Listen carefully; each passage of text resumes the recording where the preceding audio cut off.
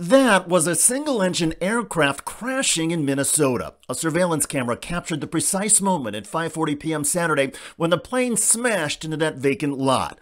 3 people on board were killed. 2 people in the house escaped unharmed.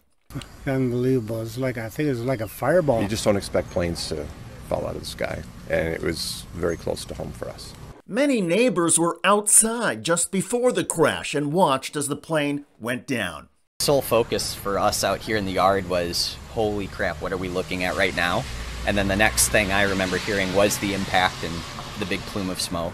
Before crashing in Victoria, western Minneapolis suburb, eyewitnesses say the plane appeared to fall apart in the sky. Plane was twirling, the wings were battered up like it had hit something or they were being ripped off. They were totally messed up, and that was making the plane just spiral. There was a pop sound.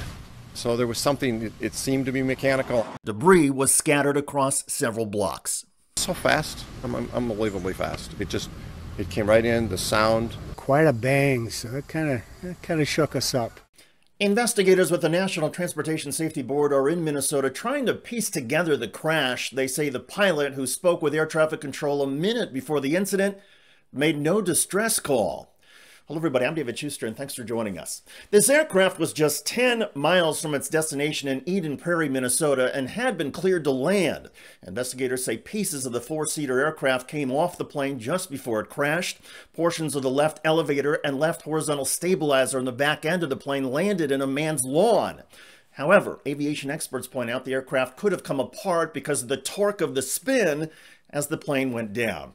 There was no cockpit data or voice recorder in the 1992 plane, but there is some engine data that investigators will review. They will also review maintenance logs and the pilot's history and medical records.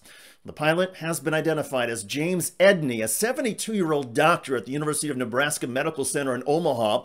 Colleagues say he was one of the top breast cancer surgeons in the Midwest. The 2 passengers killed were relatives of Dr. Edney's from Wyoming, a 42-year-old stepson, Jacob Meredith, and his 37-year-old wife, Dr. Sarah Meredith. By all accounts, this crash could have been a lot worse. The plane went down in a vacant lot, but it was right next to a home and near a highway and several businesses. City officials said, quote, "This is a tragic event that happened near the heart of Victoria, and our community will keep the victims of this incident and their loved ones in our thoughts and prayers." While any video of a crash may be horrifying, investigators say the growing prevalence of home and business surveillance cameras is actually quite helpful. It provides clues that could ultimately boost safety. And while fatalities have sharply decreased the past 20 years among commercial aircraft as well as corporate and business jet flights, the accident rate for personal aircraft has remained about the same. In other words, videos like this, as sad as they are, could help safety experts better understand the dangers and challenges in private aviation.